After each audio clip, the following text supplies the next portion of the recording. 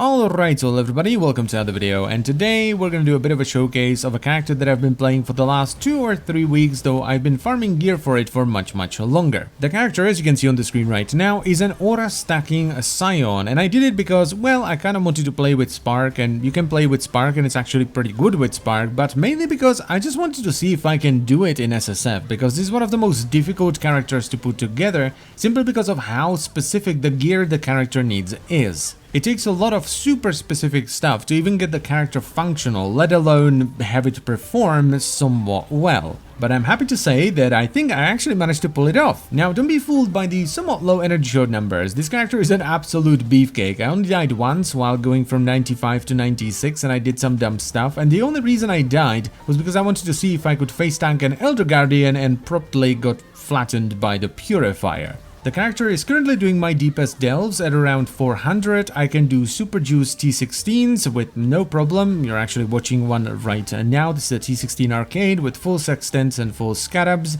The only sort of weakness right now is single target. It is somewhat unreliable and not that great. Though it mostly depends on the boss and the boss room. If the boss is big or the boss room is small, you're gonna be doing Jesus damage. But if the boss is small and the boss room is big, you're not gonna be doing all that much. That's just the nature of Spark though. If you get good bounces, you will shred the boss in seconds, but if there's nothing to bounce off of and the boss is small, so it's only getting hit by a few sparks every now and then, the damage is gonna be somewhat meh. So here's what the character looks like now. On the left, you can see how much of a beefcake the character is. 76% physical damage reduction, 61% chance to evade attacks. We're generating about 500 energy shield per second, which occasionally jumps up to, boop, 1500, which is great. We have 90 fire resistance, 89 cold and lightning resistance. We're immune to chaos. We have 32% chance to block attacks. We're immune to freeze, and we have some chill avoidance. Now I'm gonna go through the gear fairly quickly because I could literally spend half an hour to an hour explaining everything in detail, but I don't think anyone wants to see that. So let's just go over the gear and links in a somewhat swift fashion. So for the weapon, we have an Opal Scepter, which is a really good one. It has 40% increased elemental damage as the implicit, and then we have the Quality Craft from Harvest, which increases our elemental damage even further. And it's a temple weapon, so it has the spell damage and non-chaos gained as extra chaos. We then slammed it with lightning to get lightning as extra chaos.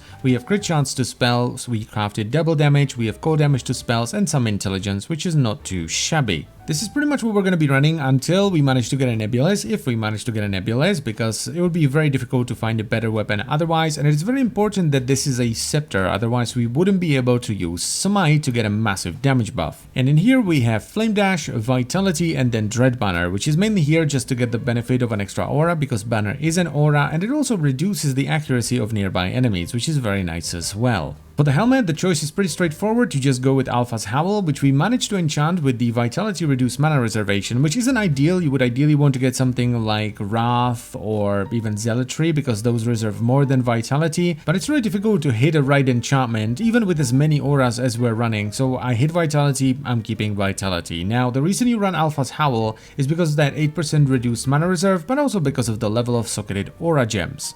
Reduced mana reservation is one of the most important things you're going to be stacking on this build so that you can squeeze in as many auras as possible. But anyway, for now we have Malevolence in the helmet, Zealotry, Purity of Ice, and then a low level Precision. This is still a little bit scuffed. I used to run Enlighten in here. I just switched back into Precision, so I'm going to have to shuffle my auras around, but I haven't figured out how I'm going to do it just yet. But anyway, moving on from there, I have a fairly basic Redeemer Amulet with just some reduced mana reservation, which if catalyzed with the Fertile Catalyst can go from 5% to 6%, which is once again very important. And it's also the item that I decided to craft with the aspect of the Avian. This could be a lot better, and it will eventually be a lot better once I get more defense crafts from Harvest, so I can get rid of the increased armor and put in Energy Shield instead. Now after that, we have the shield. We have a double influence of Redeemer and Hunter, so that we can get both socketed gems, have reduced mana reservation, as well as the increased effect of non-curse auras from your skills. This is good because my cluster jewels aren't perfect, so getting extra effect from here is really nice. This can be a lot better once again, but I am gated by simply not having enough defense crafts. And here you want to put big auras, so we have Anger, Haste, as well as Wrath. These all reserve 50% mana, so we really want to put them here to take advantage of that 15% reduced mana reservation we get from the Hunter portion of the shield. Up next we have the boots, and these aren't perfect. We have the Doriani's Delusion, and I'm still looking for an architect to try and get the energy shield version of these instead. I have this one because I thought I might be playing Righteous Fire, so I made them, so I decided to use them on this character.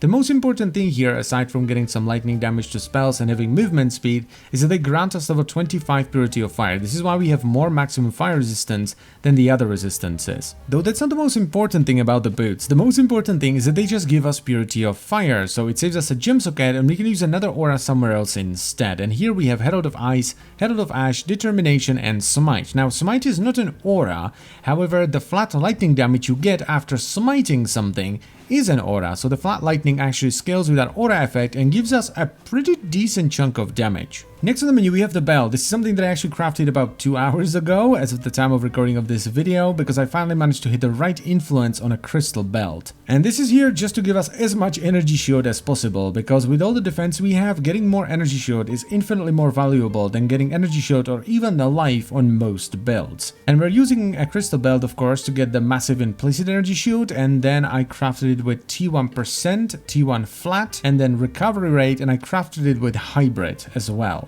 So all in all, the belt gives me 180 flat energy shield and then 18% increased energy shield. Moving on from there, we have the gloves, and I decided to use Shaper's Touch because we managed to corrupt a pair with a level 12 elemental weakness on hit about a month ago for the Guardian, and they're not too shabby overall. We're getting 19% increased energy shield from our strength and then a ton of increased evasion from our intelligence, and that combined with our super juice grace gives us 24,000 evasion rating. Now there are a few more options for this. Maligaro's Virtuosity is one if you're scaling crit because it gives you a lot of crit multi. You can also go with Cyrus Gloves if you corrupt them with good stuff, or you can just craft really good rares, but this is what I had, so I'm using it. And what I'm currently socketing in here is Grace, which is Vaal Grace, then Clarity at level 15, we have Purity of Lightning, and then an Enlighten at level 3. I have yet to corrupt any of my Enlightens up to level 4, unfortunately. Next up, we have the Chicken Chest, which is very important because it has decent evasion and energy shield, a decent amount of stats, but most importantly,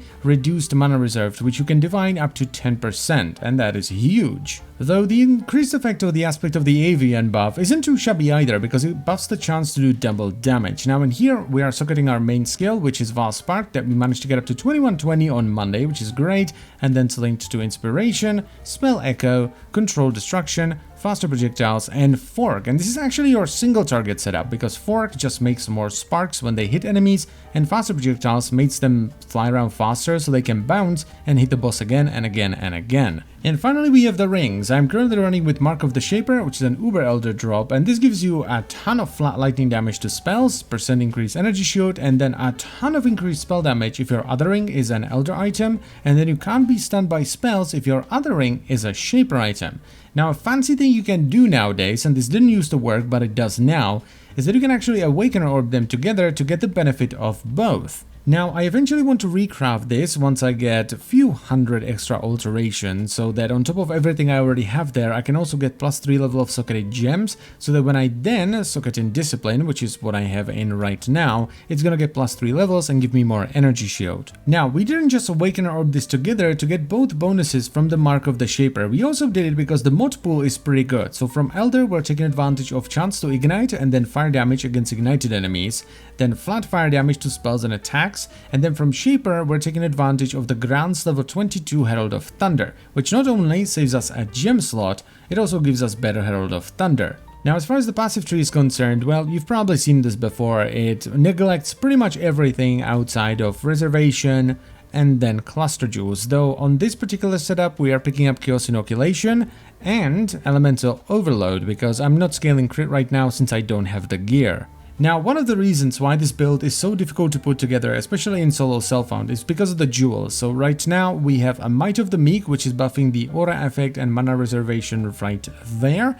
Then we have an Intuitive Leap, which is saving us 2 passive points over here and lets us just pick up the mana reservation over here. And then of course you want an absolute assload of very specific cluster jewels that are pretty difficult to get, and then you also on top of that need to corrupt normal jewels to get reduced mana reservation. Now so far I only managed to get one perfect cluster jewel for myself, and it's this one right here. This is what you want to get. You want to get a medium cluster jewel that has 6 passive skills and increases the effect of non-curse auras from your skills, and you want it to be item level 84 or higher. The reason for that is that you can only roll the effectiveness of small nodes at tier 1 if it's item level 84 or higher, and these small nodes are like the core of the build. It takes the small nodes from 6% increase of aura effect up to 8, and you want to get as many of these as possible because they give you damage, they give you defense, they give you speed. They are, as I've said, the core of the build. I kind of underestimated these in the beginning, and that was a mistake because these are extremely important. It is straight up the best thing you can get for this build. So far I managed to get 2 of these with 6 passives, and only one of them is item level 84, and the rest just has 5 passives, and it's also low level. Now I also kind of had to compromise with my current setup with the nodes, such as uncompromising, funnily enough, which helps me with some mana reservation, so I can actually squeeze in all the auras I want. This, however, is unideal because it removes the small passive, so you want to get rid of these if possible. Another reason why this build is somewhat difficult to put together is because you need to corrupt an assload of jewels and try to get 1% reduced mana reserved on as many of them as you can.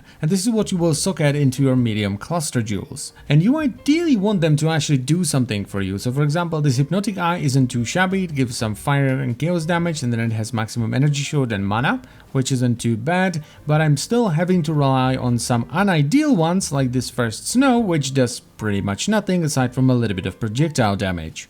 And you of course want to get Conqueror's Efficiency, which is an easy way to get 2% reduced mana reserved, and if you're lucky enough you can corrupt it with an additional percent as well. You also may have noticed that the build is pathing through the Herald Reservation wheel atop a witch, where you get a bunch of reduced mana reservation for heralds. And the reason for this is that since I don't have perfect cluster jewels, I'm currently running 3 heralds, Herald of Ice, Herald of Ash and Herald of Thunder, and I'm combining that with 2 purposeful harbingers on my medium cluster jewels. This combination allows me to get 40% increase aura buff from skills from the 3 heralds and the 2 purposeful harbinger nodes, which I have over here. I don't see people with really good cluster jewels running this though, so I'm guessing it's just not worth the reservation for the heralds if you get enough aura effect from your normal cluster jewels. And finally there's the Ascendancy, which is pretty straightforward. You go into Necromancer to get the attack and cast speed for every aura you have, this is pretty huge, and into Guardian, which reduces effect of curses. Auras give you 1% physical damage reduction, which is how we get such high physical damage reduction even though we don't have a ton of armor, and then also every 5 seconds you regenerate 20% of your life over 1 second, which is really good too. And that's pretty much it, that's the character. I wasn't entirely sure if I could pull it off because the gear is really specific and it took a while to even put the character together and have it functional, but hey, it works, it does stuff. It can delve at 400 depth, which is what you're watching right now. It can do T16s, it's just a little bit meh when it comes to bosses at the moment. So I thank you very much for watching. As always guys, I hope you have enjoyed the video and I will see you some other time. Bye bye.